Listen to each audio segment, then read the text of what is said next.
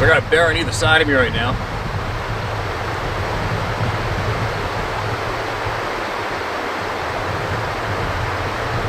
One's got a fish. They're interested in fish. They're not territorial either. These are black bears. They have a strong, they got a real good food source right here right now, but I would not trust them. If I could toss them in, you know, you just don't trust them either way. I can see all the way around me for at least a good 100 yards. And I'm right next to the deep pool. If something goes down, I'll just jump in the water, whatever, but I'm sure it won't. And I'll keep my back to the water, and then I can hear anything coming from behind me, and other than that, I can see everything. I'm down here now, so, and I came down here intentionally to do some video shares, but this guy over here just grabbed a fish. The other guy's looking for a fish beside me in the bushes over here. So I should be alright. Hopefully that breeze in the camera isn't too loud. So anyway, I'm going to get done what I came down here to do. Because I am shy on time and this is the time that I wanted to do this. So let's get into it. Alright?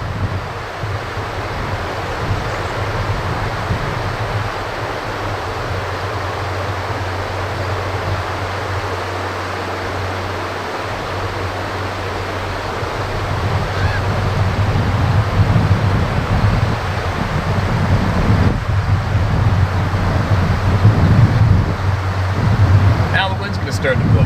Seriously?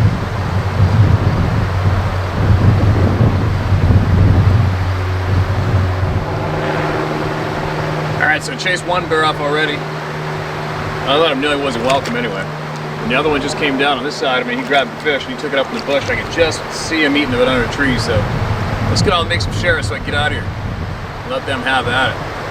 It's witching hour right now. Who knows how many bears are going to come down here right now. I was definitely anticipating seeing some, but not 2 or 3 right off the bat and then circling all around me, right? But anyway, whatever. Hi Steve, please don't mention my name or whereabouts. I will tell you this, I'm in the north central part of the States, in a state that has many sightings. Documented, undocumented, but our state does get overlooked on this topic. I'm not a believer, I'm a knower.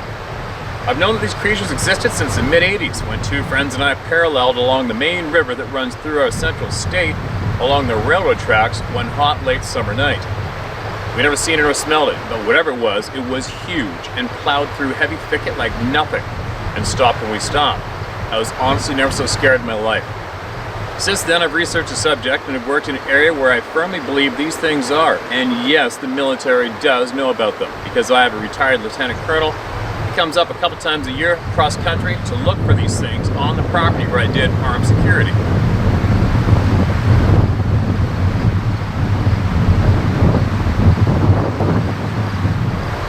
He actually wrote a story for Military Magazine about these creatures and also about the Dog Man.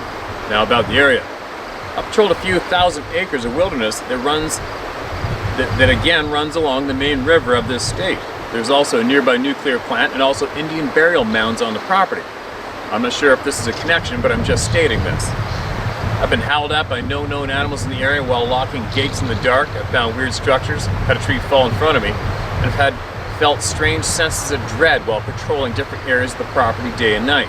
The area has had many documented sightings, all up and down the river through a few different counties.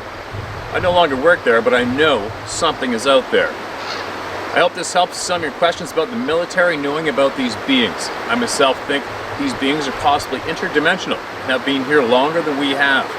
They have abilities we just cannot grasp. Maybe that's why we are going untold. Keep doing what you're doing. I listen to you every morning, either drinking my coffee or on my commute to work. I believe too that this will come out, and we in this family group of Steves will have the last laugh. Take care out there. Be safe, Steve. The world needs you. Please don't use my name. Blank. Alright, man. Thanks for that share, man.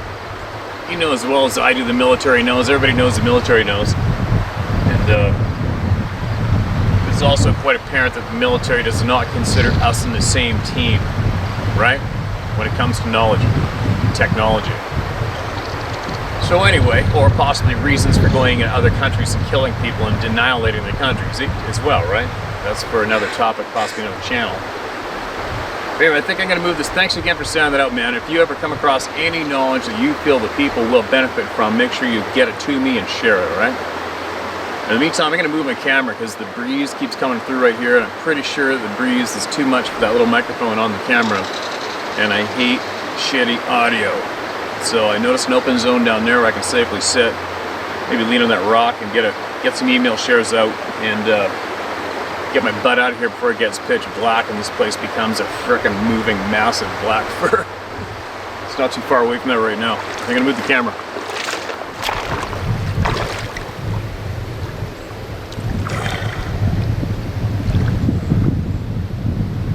Alright, so I'm actually in the river. I got a good view all around me, and if something comes up behind me, I'll hear it.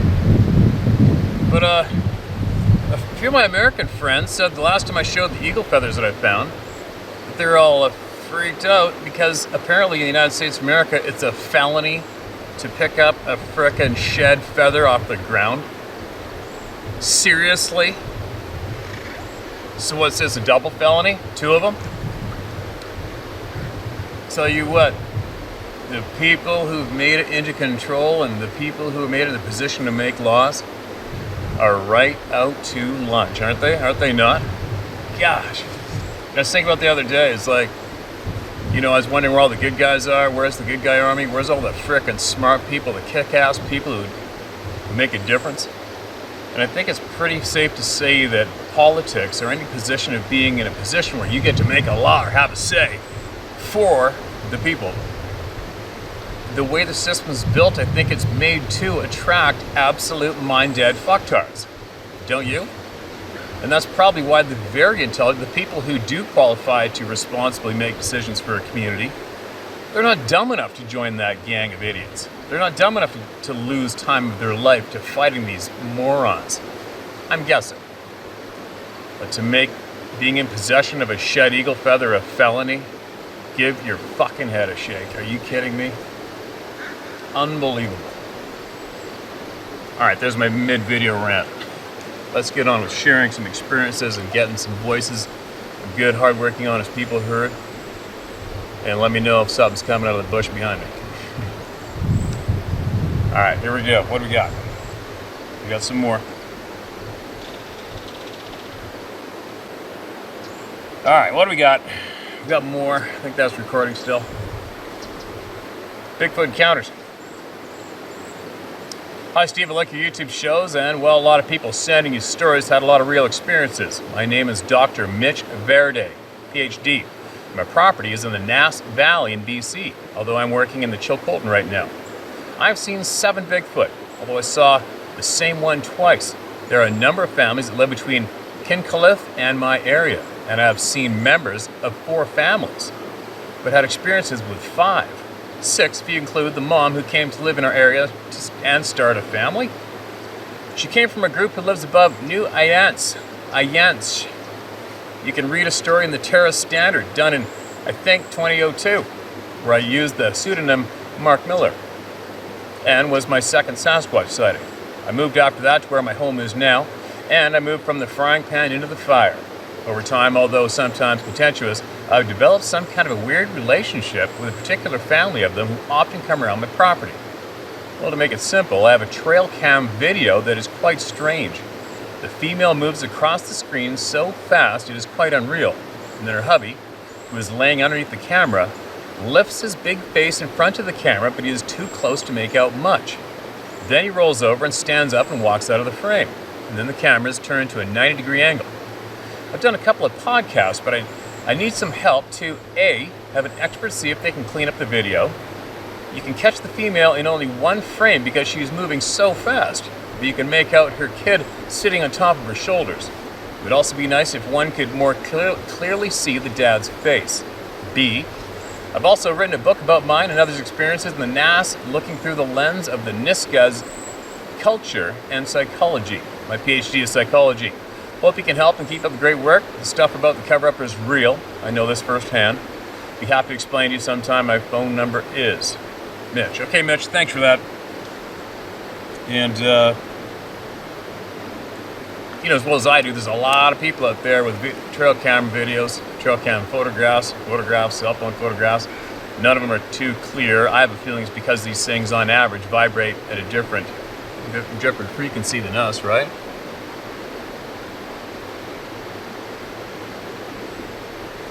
Always look behind you when you're alone, especially at the witching hour, right? Especially when you're surrounded by dead fish. But anyway, maybe possibly we can talk about that once I get the man cave cracked open, all right? Maybe we'll have you on board, or maybe even we'll have you in there live if you want, and we can have a good conversation about what you know, what you've seen, and what you've learned. I know I'd like to hear what you've learned. And if I don't get back to you right away, make sure you bug me later on, all right? Because I have got a shit pile of people sitting on the shelf that I want to talk to. I want to talk to for all the people and share with the people at the same time.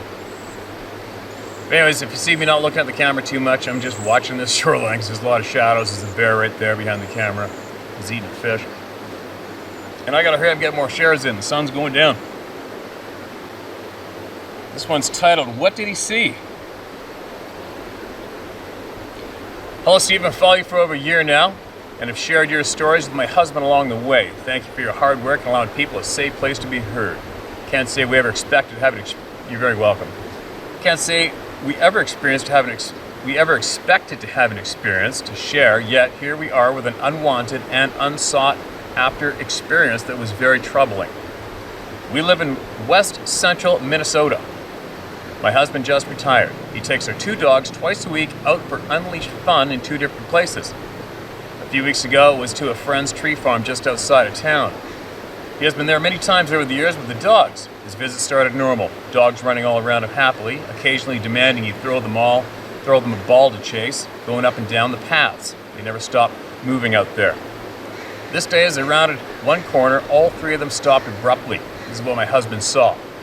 Ahead of him were 2 volleyball-sized orange-ish red lights. Each one was about 10 feet in the air and about 10 feet apart from each other. It was the lights that got my husband's attention first. I can't speak for the dogs.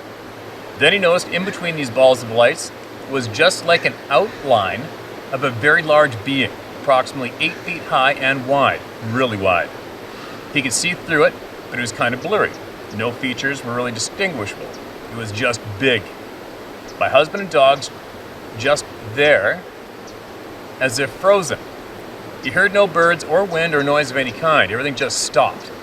Our dogs did not move, bark, or growl. They just sat very still looking at it. Our dogs never sit still there, ever. He does not know how much time passed, maybe 20 seconds, 2 minutes or longer. Then suddenly the 2 reddish lights disappeared at the same time, and a second or 2 later, the giant outline was just gone. The noise came back, the dogs started moving, and my husband no longer felt frozen in place. He came home immediately and told me what happened, very, very shaken. He has told no one else because he does not want to be thought of as crazy. He has not taken the dogs there since that day. The only other detail is that this took place by an electricity high wire that runs across the tree farm. We have never looked for these beings, never wanted to belong to that club in no return. Did this happen purely by chance because we believe they are real? Will it happen again? We sure hope not, because my husband did not much enjoy this one. Thank you, Steve, and my sincere sorrow at the loss of Mr. Macaroni. I know it hurts. Of course, they're beautiful. Carol. Carol, thank you for that share. And your husband knows he knows he's not crazy. You know he's not crazy. And I'll bet you there's tens of thousands of people watching this channel right now that are seeing the exact same thing that he's seen. And you know what? And that fact alone also reignites a little bit of anger in my ass, because it just makes me sick that some so-called organizations were formed previously, basically held the narrative for this topic and blocked people's honest experiences, blocked information, and changed the stories of innocent people who didn't want anything to do with this topic, after they came forward thinking they're in a safe place to share what they experienced with these assholes, right? Oh, it makes me mad. It makes me mad. Anyway, I hope this helps him to possibly watch me, hear me, share his story with everybody here. I hope it helps him out. And I hope it helps out thousands of other people are watching this channel and not speaking forward yet themselves. That's what we're here for. How many times have we heard that experience? How many? Yet, how many of these so-called people with doctor labels, PhDs, forensic, whatevers, experts, and they deny these people of those facts, those stories. They deny them by not acknowledging them, pretending they didn't hear it. But a bunch of pussies, and you know who you are. If you guys are watching this channel, watching me right now, make sure you go to bed tonight and you remember one thing. You remember that you're a pussy and you are a cancer to what should be society. Alright, back at it. How many bears behind me? All clear? Maybe there's a Sasquatch here now. Whatever.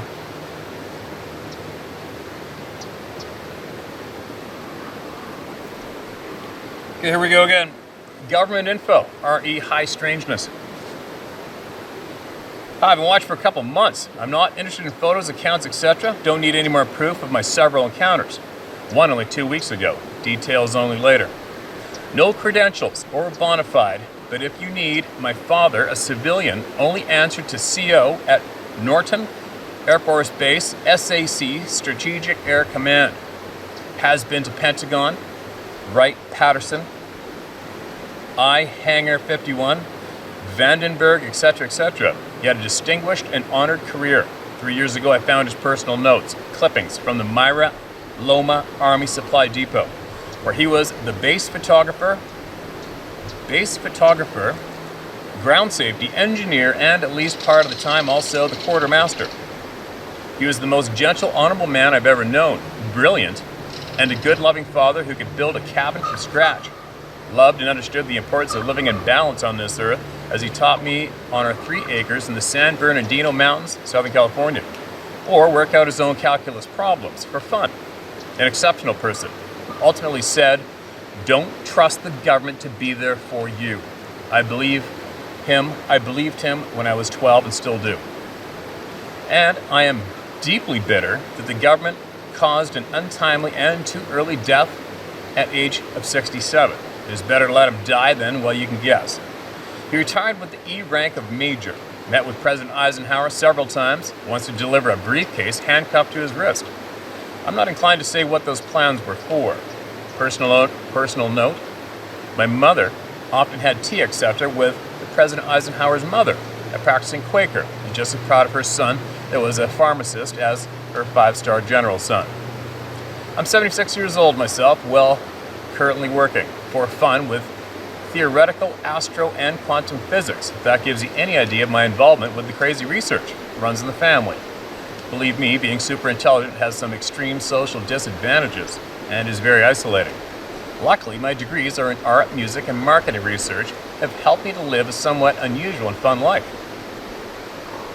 I also have a lifetime teaching credential from UC Riverside. I'm tired of being quiet, docile, and I'm mad as hell of the dangerous and life-threatening lies that are being promulgated when people now need to protect their families and loved ones from what is here and what is coming. We all feel it, and some of us know it. And I'm a deeply spiritual person, having had both near-death and come back from dead experiences. But that's not important right now. Our phones are constantly hacked, but once in a while something or someone comes up with verifiable facts that might be of interest to your listeners. I can now only use library computers as we travel to what I hope is a safe place. This popped up, as is often the case, out of nowhere. Also sent a copy to David Plitus with a return thank you. Use or share at will. Alright, so this link didn't come in as a link, it's just plain text, so I can't click on it and open it. I guess I could probably type it in somewhere, but it goes as capital FY 2015 lowercase dash FOIA in caps lock dash hyphen whatever dash log.pdf of 56 pp. I downloaded RE inquiries for NPS National Park Service. There you go, hope that makes sense, you guys. For all you sleuths, hit it. Do people realize that the governing law enforcement personnel are federal officers, that they have full detainment facilities on site? These inquiries are all related to Yosemite National Park. Some salient questions to ask if you or others look at this document. Not so much who is asking, but what is the core nature of the inquiry. Example 1. Why is there a budget inquiry regarding improvements for Alcatraz when I was told years ago that it's going to just disintegrate naturally? As you know, this could be a key strategic point in the San Francisco Bay. Number 2. Why are there several entries regarding the use of unnecessary force and/or wrongful use of weapons by NFPP, National Forest Park Police? Number 3. Page 29. Name of requestor. No org listed. Internal request. Records of missing/disappeared and Bigfoot sightings on same request. Number 4. Why were antennas and other sophisticated communication devices being contracted at, for example, Crater Lake, Oregon? Number 5. Inquiries, RE. The nature of communications from various congressmen, and specifically Hillary Clinton, who was at the time pushing her political agenda to release all info, RE, the alien question, and why contact the NPS for that info. Number 6. Several inquiries regarding the purchase of private lands. Why? Isn't the park big enough? Saddest entry, 2015, and still unresolved inquiry on page 26. Stacy Adams, age 14, disappeared July 7th, 81. Still no answers from NPS. More to come on extremely high strangeness in Stanislaus and San Joaquin counties. If you believe some of my statements are too disturbing, you can access me personally through my email. I may be slow to answer for obvious reasons I know you don't use, but my phone is. For info you may or may not want. Once you know, there's no going back, right? May the Creator guide and keep you as you are, true to yourself and your ethics, and wisdom's my virtual friend. Susan K. Jones, N.E. Bartholomew. P.S. Your courage is commendable.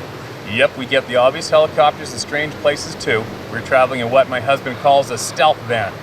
White, just like the feds. High in plain, your peer support. Hide in plain sight. Your peer support, I'm sure overwhelming, but so helpful for all those frightened newbies out there in sight. LOL. What an effing crock of bullshit. Ain't ladylike, but I don't give an F. Okay, there's a mouthful. Definitely, that's right up there with David Plyce's topics, right? What he's nonstop looking into and coming across roadblocks when it comes to investigating missing people in national parks.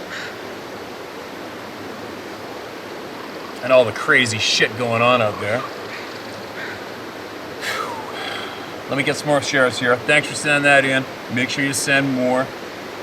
If you feel it's going to help the people here, send knowledge here, all right? We want knowledge and experience from the people. The people. White Sasquatch or something unknown. Hey Steve, awesome channel. Love the hunting scenery and stories. It's the calming part of my day from the elite oppressors trying to run our lives and take our freedom. This event happened in April 2021. I live in Yale, Oklahoma, and my wife works in Stillwater as a nurse. It was early Saturday morning, and my wife got called into work. I drove her and my 11-year-old grandson into town to drop her off. My wife was still sleepy because she was supposed to be off. She quickly nodded off by the time we made it to the highway. When we were about 3 miles from town, I noticed something off to the right in a grassy clearing. The sun hadn't come up yet, but it was light enough to make certain things out. There were several animals around this area, but something was odd about this thing. It was white and acted like it was trying to hide. I slowed down a bit and saw it throw something my direction, and whatever it was hit the ground and bounced up. It took off running on 2 legs, then sort of morphed into running on all 4s. That's the best description I have. I was just curious and wanted to stop.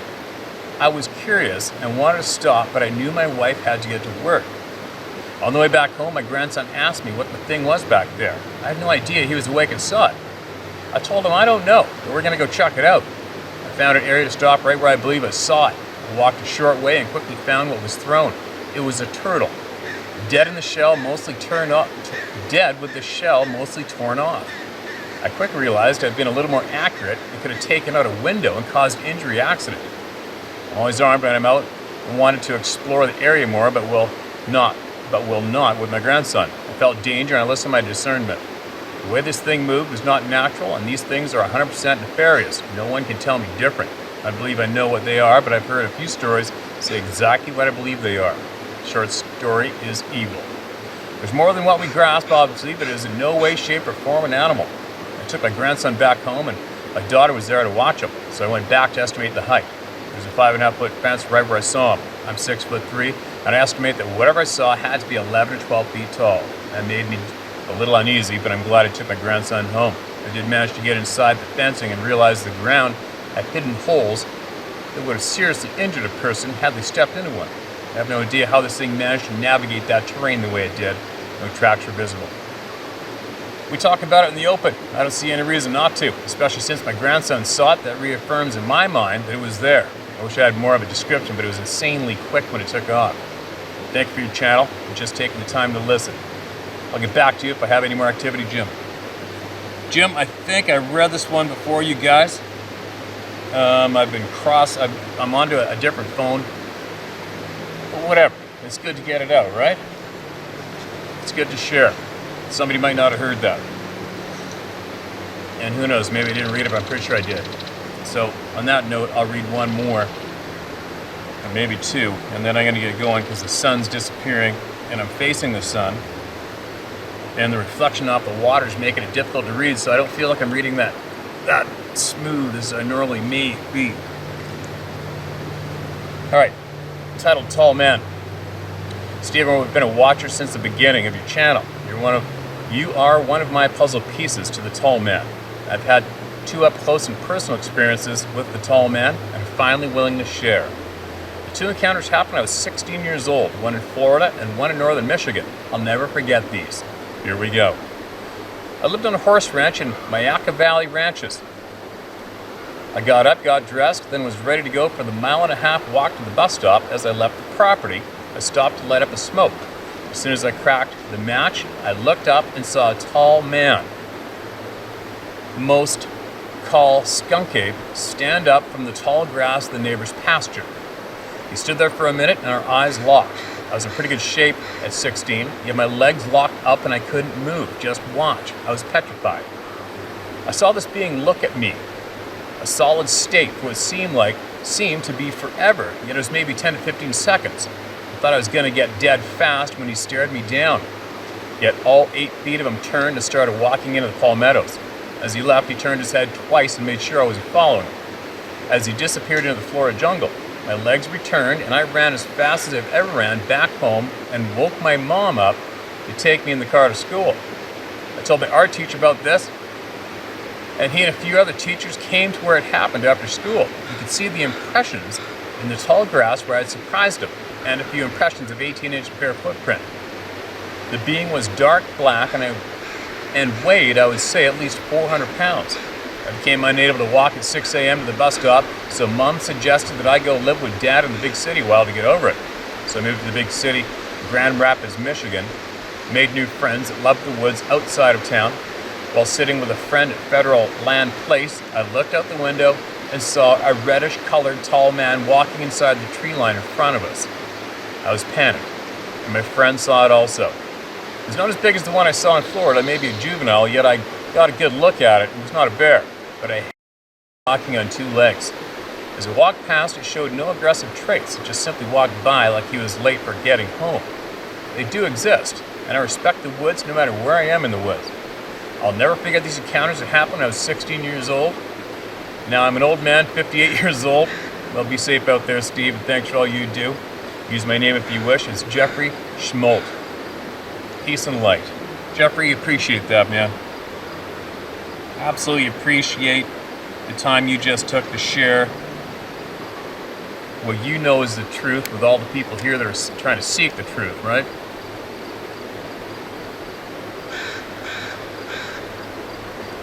That'll be a bear right beside me. You guys see that one come out? Swing the camera over. He doesn't seem to be too concerned about me.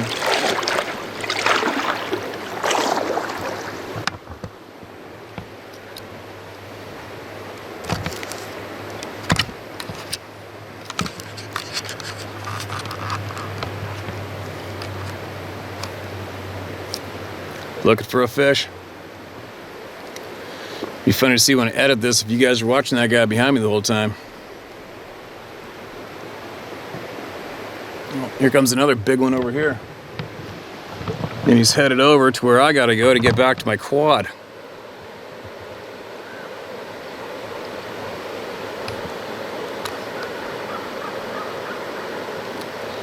Alright, I gotta go. See, I gotta go right there behind that bush.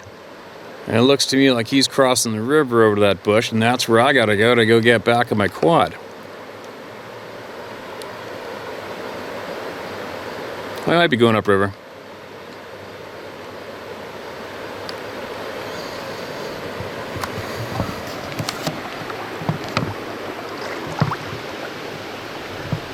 There you go. Another day in the life, right?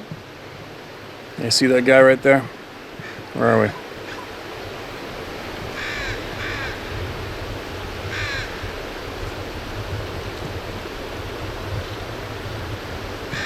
Other way.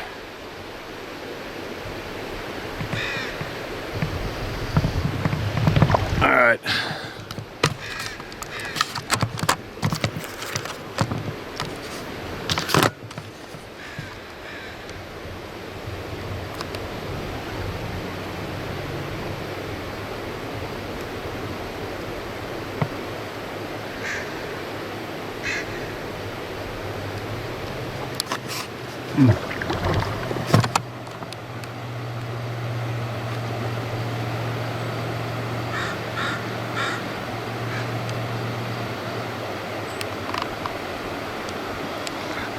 All right, I'm gonna have to finish up some more video shares tomorrow. Hey, you get out of here. Don't you even think about walking towards me. Beat it.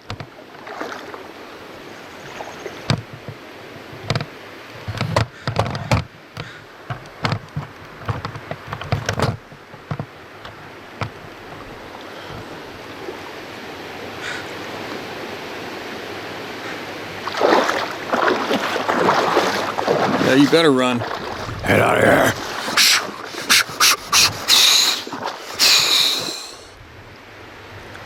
Usually that works, but not today. All right, I'll leave.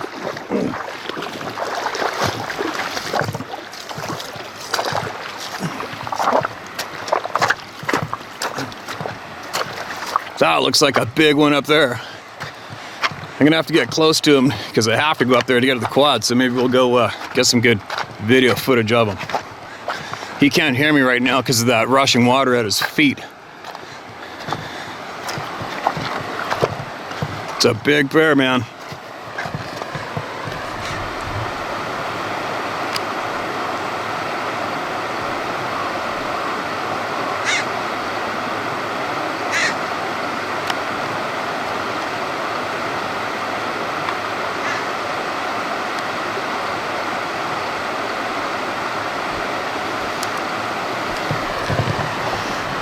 All right, let's see if we can sneak up on him and get a good video of him.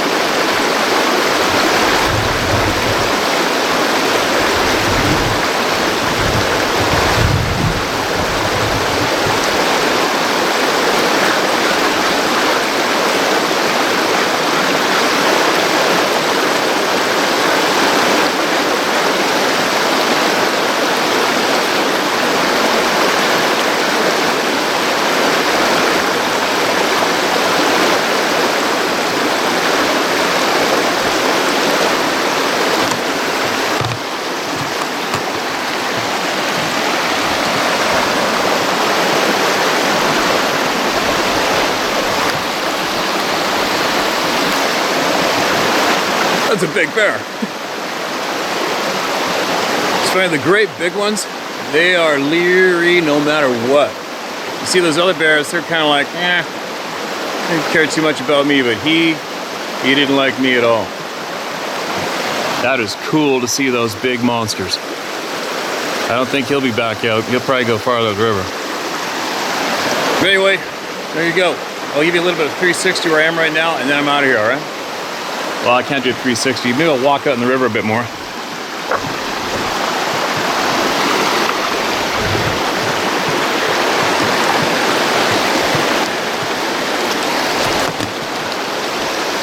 There's where I am, right there.